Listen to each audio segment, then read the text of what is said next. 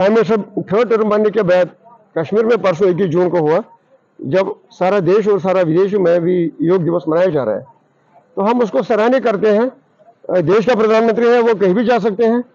अच्छा किया उसने जम्मू कश्मीर में योग दिवस मनाया, मगर अच्छा होता है कि अगर वहाँ 10-20 हज़ार लोग होते, बहुत बड़ी जनसंख्या में सारे लोग होते, या जम्मू के बहुत बड़े ग्राउंड में होते। अब हम उसको जर्ती में बुलाते, यहाँ करवाते, लेकिन यहाँ तो ग्राउंड ही नहीं रखा इन्होंने। यहाँ तो हम खुद भी करते थे, लेकिन कहाँ पर करते?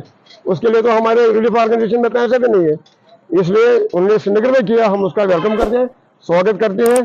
सारा जम्मू कश्मीर देश का हिस्सा है, लेकिन हमें दुख इस बात का है कि माननीय प्राइम मिनिस्टर साहब अगर कश्मीरी विस्थापित में भी एक बार योग दिवस मनाता तो कितना अच्छा होता है, लेकिन उन्होंने ऐसा कभी सोचा नहीं। तो हम कश्मीरी पंडित विस्थापित भारत के प्रधानमंत्री जो हमारे देश का प्राइम मिनिस्टर है, हम उनको पूरा सहयोग करते, सपोर्ट करते हैं, और हम चाहते हैं कि वो अभी 5 साल नहीं 10 साल और 15 साल तक रहे, क्योंकि उनके टेनर में देश काफ़ी आगे आगे जाएगा, देश काफ़ी प्रगति करेगा। जो वक्त की और देश की ज़रूरत है, नहीं कि भारत की ज़रूरत है, बल्कि जो विदेश में जितने भी कंट्रीज़ हैं उनके लिए भी प्रधानमंत्री भारत का खड़ा होना बहुत ज़रूरी है। लेकिन हमें दुख इस बात का है कि माननीय प्राइम मिनिस्टर जब भी जम्मू कश्मीर का दौरा करते हैं, चाहे कश्मीर घाटी में आता है, चाहे जम्मू के डिवीजन में आता है, लेकिन वो कभी हमारी माइग्रेंट जो हम कश्मीरी विस्थापित हैं, जिन्होंने देश के लिए बलिदान दिया, 86 में दिया, 47 में दिया, 77 में दिया, और 89, 90 में दिया, और हमारी वजह से अगर जम्मू कश्मीर आज देश के साथ है तो वो कश्मीरी पंडितों की वजह से है। लेकिन इन्हीं कश्मीरी पंडितों को इन्होंने धकेल दिया, मुझे लगता है इन्होंने आइसोलेशन में डाल दिया। ये भगवान जानता है कि इनके पीछे क्या कारण है। शायद ये अपीसमेंट पॉलिसी जो हमारे भूतपूर्व प्राइम मिनिस्टर पंडित जवाहरलाल नेहरू साहब ने जब 47 से शुरू किया अपीसमेंट पॉलिसीज, और आज तक माननीय प्राइम मिनिस्टर साहब जो 2014 से वही कंटिन्यू कर रहे हैं, ये कांग्रेस की वही डायरी चलाते हैं कि माइनॉरिटी के लोगों को जम्मू कश्मीर में और कश्मीरी विस्थापित लोगों को इनको कुछ नहीं देना, न इनको कोई भारत की स्कीम जो इन पर नहीं होनी चाहिए, जॉब्स में इनको शेयर नहीं होना चाहिए, रिहेबिलिटेशन के लिए उनको नहीं होना चाहिए, जो उनको 20-25 साल में लॉस हुआ वो नहीं होना चाहिए, जो उनके लोग ओवर एज हुए उनको नहीं देना चाहिए। हमें कुछ नहीं चाहिए, हमें कुछ नहीं देना चाहिए। शायद इनको लगता है कि इससे कश्मीर का मसला हल होगा। इनको कौन गाइड करता है?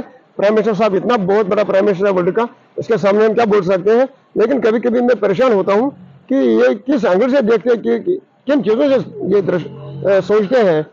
ये मेरे सोच से भी बाहर है कि इन चीज़ों को मद्देनजर रखते हुए जब तक ये कश्मीरी विस्थापित लोगों से बात नहीं करेंगे, क्योंकि हमें ही पता है कि कश्मीर की समस्या क्या है, जब तक ये हमारी मसले हल नहीं होंगे, जब तक एक कश्मीरी पंडित कश्मीर में वापस रिहेबिलिटेट नहीं होगा, जब तक कश्मीरी पंडित कश्मीर में टिकेगा नहीं, तब तक मैं खून से लिखे देता हूँ हज़ारों साल भी लग जाएंगे, जम्मू कश्मीर का मसला कभी हल नहीं होगा। न आज तक 47 से आज तक ये कर पाए हैं। और हमें दुख इस बात का कि जब परसों प्राइम मिनिस्टर साहब आए, इनको जरूर कश्मीरी पंडितों की बात करनी चाहिए, क्योंकि हम भी इस कश्मीर के स्टेक होल्डर्स हैं, हम भी इसके हिस्सेदार हैं, हम भी इसके भागीदार हैं, हम भी इसी कश्मीर में रहने वाले लोग हैं।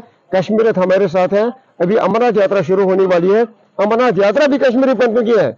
भारत सरकार को चाहिए, मनोज सिन्हा साहब को चाहे, जो हमारे आचार्य है, इनको सारी यात्रा कश्मीरी पंडितों के देख रेख में करवानी चाहिए थी, क्योंकि हम किसी के इंटरफेयर नहीं करते हैं, और बाकी लोगों को भी अमरनाथ यात्रा में इंटरफेयर नहीं करना चाहिए था, क्योंकि अमरनाथ यात्रा तो हमारी है, मैनेजमेंट हमारा होना चाहिए, वहाँ शॉपिस हमारे होने चाहिए, प्रसाद बांटना हमारे लोगों के लिए होना चाहिए, टूरिस्ट के गाइड हमारे होने चाहिए, ताकि हमारे को भी 10,000 20,000 लोगों को रोजगार मिल जाता।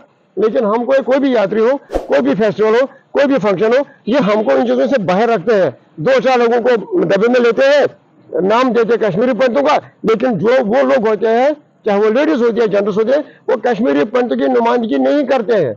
उनको समाज में कोई जीरो वैल्यू भी नहीं होता है, उनको हमारे समाज में कोई मानता नहीं है। वो ऐसे भी लोग जाते रहते हैं, वो कोई हिस्सेदारी हमारे समाज की नहीं है। लेकिन मैं फिर भी एक बार कहता हूँ कि माननीय प्राइम मिनिस्टर साहब को और गृह मंत्री साहब को कश्मीरी पंडित के लोगों से, कश्मीरी विस्थापित लोगों से बात करनी चाहिए, क्योंकि हमने देखा कश्मीर क्या है, कश्मीर के लोगों की समस्या क्या है, जम्मू के लोगों की समस्या क्या है। कश्मीरी पंडितों के बगैर दुनिया में कोई इसको नहीं जानता। और क्या टीएमसीसी भी आने वाले समय में चुनाव लड़ेगी, असेंबली चुनाव? अहमद जी, आपका बहुत अच्छा क्वेश्चन है। बार बार आप हमारे साथ बातचीत करते रहते हैं।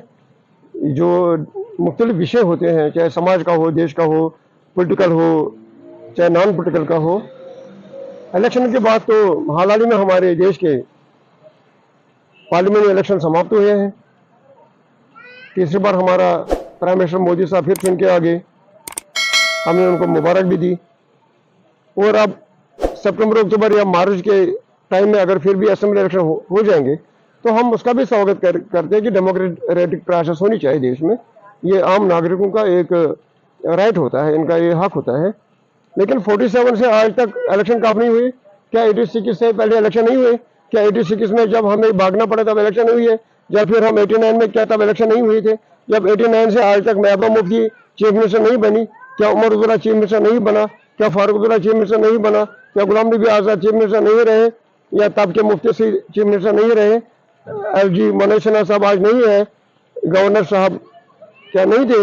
लेकिन इन सब लोगों ने कभी हमारी बात की? इन्होंने कभी असेंबली में हमारा क्वेश्चन उठाया? इन पार्टियों के नुमाइंदगी ने, इन पार्टियों के MLA थे इनके या MLC थे या MP थे पार्लियामेंट में, इन्होंने एक बार भी कश्मीरी विस्थापित लोगों का बात नहीं उठाई, हमारी समस्या नहीं उठाई, और कभी हमारी बिल इंट्रोड्यूस असेंबली में नहीं हुई। और अब की बार भी इलेक्शन हो जाएंगे, कौन बनेगा, किसको वोट पड़ेगा, कौन से लीड करेगा वोटों में, जैसे पार्लियामेंट में हुई इन्होंने की, और उससे हमें कोई फर्क नहीं पड़ा है। लेकिन वो लोग जो कश्मीरी पंडित भी कुछ पार्टिसिपेट करते हैं कि वोट शो डलवाने में, वो भी 2-3 दिन तक रहते हैं, इलेक्शन खत्म होते हैं वो भी गायब हो जाते हैं, उनसे समाज का कोई इफेक्ट नहीं पड़ता है। लेकिन अगर इलेक्शन हो जाएंगे, क्योंकि हमारी बात कोई 47 से आज तक नहीं करता है, माइग्रेशन के दौरान में भी हमको नजरअंदाज किया गया है। हम एक बार फिर कोशिश करेंगे, हम all India migrant campus coordination कोशिश कर रही है कि हम अपनी पार्टी के द्वारा अपने कैंडिडेट सब कॉन्स्टिट्यूंसी में खड़ा करेंगे, अपनी बात समाज के सामने रखेंगे, देश को दिखाएंगे, सारे विदेशों में दिखाएंगे, देश के लोगों को पता चलेगा कि कश्मीरी विस्थापित एक विस्थापित नहीं, क्योंकि आज इसकी अपनी पॉलिटिकल आउटफिट भी है। आज ये अपने घर की बात करता है, अपने समाज के लोगों की बात करता है, अपने देश की बात करता है, और देश के लोगों की भी बात करेंगे। हमको भी असेंबली में और हमको भी पार्लियामेंट में जाना आएगा, और हम सब कम्युनिटी के लोगों से अपील करते हैं कि उनको भी हमारे ऑर्गेनाइजेशन में सपोर्ट करना चाहिए, हमारी विचारधारा के साथ उनको जुड़ना चाहिए, अगर वो एक अच्छा समाज देखना चाहते हैं।